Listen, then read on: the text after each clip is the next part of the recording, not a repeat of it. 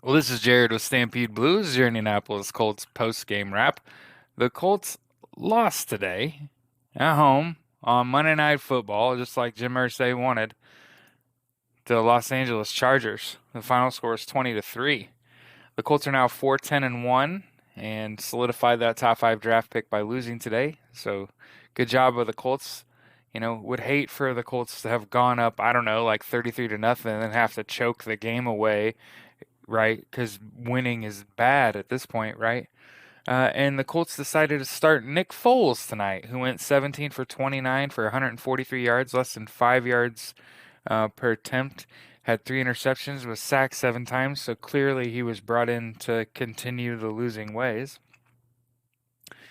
And if you wondered what the Colts' intentions were here to lose these games, consider that the Colts only ran the ball 14 times for 69 yards. It's about 5 yards a carry. A franchise that wants to run the damn ball, right? Did so and then didn't, just decided not to run the ball at all. I get it. They were behind.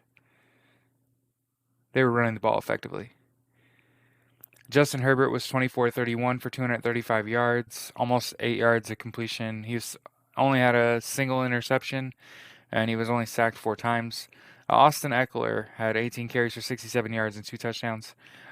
Again, the Colts defense has played lights out this year. Gus Bradley brought a heck of a system in. The Colts defense has played well situationally.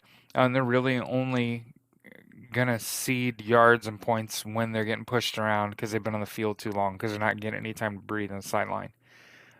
Keenan Allen had 11 catches for 104 yards, and again, I'm gonna keep pointing it out. The Colts unable to really put a bottle on Austin Eckler, Keenan Allen, right? Keenan Allen had 100 yards receptions on 11 catches on 14 targets, and Austin Eckler had two touchdowns and only needed 18 carries to do that. So anytime the Colts, Michael Pittman had like four catches for about 40 yards. That's it. Um, on 7 targets, so not great. He only caught about half his targets. The Colts were going to struggle. We knew that, right? Rookie left tackle. Um, Nick Foles, a quarterback, dude, hadn't played a snap all year, taking first team snaps all year. We knew he was going to struggle. But he was not brought in to win. The probability he didn't give them the best chance to win, right?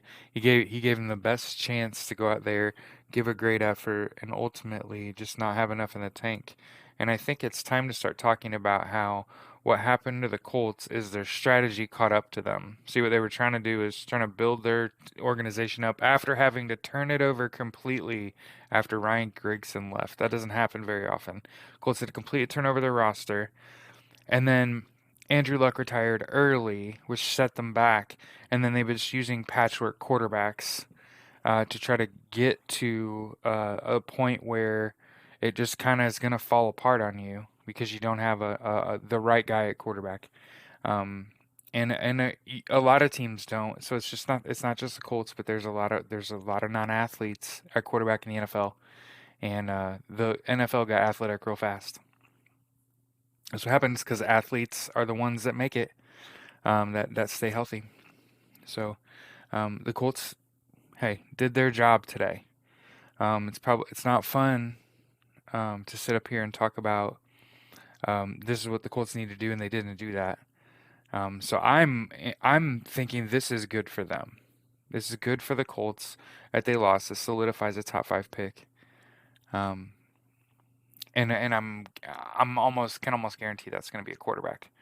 Um, the Colts play the New York Giants on New Year's Day, and then close their season with the Texans at home, and really should split the remaining two games if you want my honest opinion. I think you got to go out on a win. I'd argue that's why you put in Nick Foles today. I think a lot of people are having trouble wrapping their head around doing what's best for the organization. Sometimes isn't what's best for your team to win.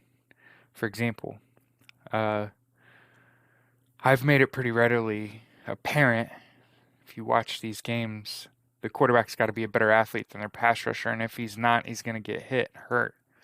Um, Nichols have an athlete at quarterback, Sam Ellinger. I'm not saying he's like the guy or anything, but he has some escapability. And he displayed some escapability and some utility and some ability to move the ball even when he gets flushed out of the pocket. And Nick Foles and Matt Ryan aren't great at that. They're not great athletes. Um, I'd argue a guy like Matt Ryan, who's got you 4, 5 come from behind wins in the season, right? Um, he would have probably given you a better chance to win than a guy who hadn't taken snaps from the first team. And then I'd also argue Sam Ellinger with 2 starts under his belt this year gave you a better chance to win. He's also a better athlete and has snaps with first team starters, right? But that's not what is good for the Colts. Um, and I know it's a tough pill to swallow. Um, but once we separate ourselves from what we want to happen and what is best for this organization, those are frequently going to be 2 different things when you don't have all of the staff that you need. And there's a lot of people that are like super.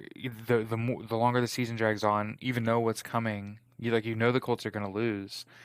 People get more frustrated and want more people to lose their jobs when the reality is like head coach, offensive coordinator, um, tried multiple quarterbacks, multiple offensive line. I think the Colts did everything within reason to try to accommodate their issues. They tried to fix their problems without overspending to do that.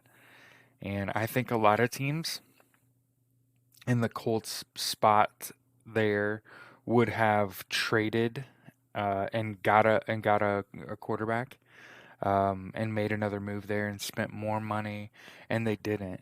And I'm kind of glad they did it. And I'm glad that they made a guy like Nick Foles go out there and try to sing for your dinner, right? And flatly, he did his job. Sacked 7 times, 3 interceptions, perfect. It's exactly what we needed.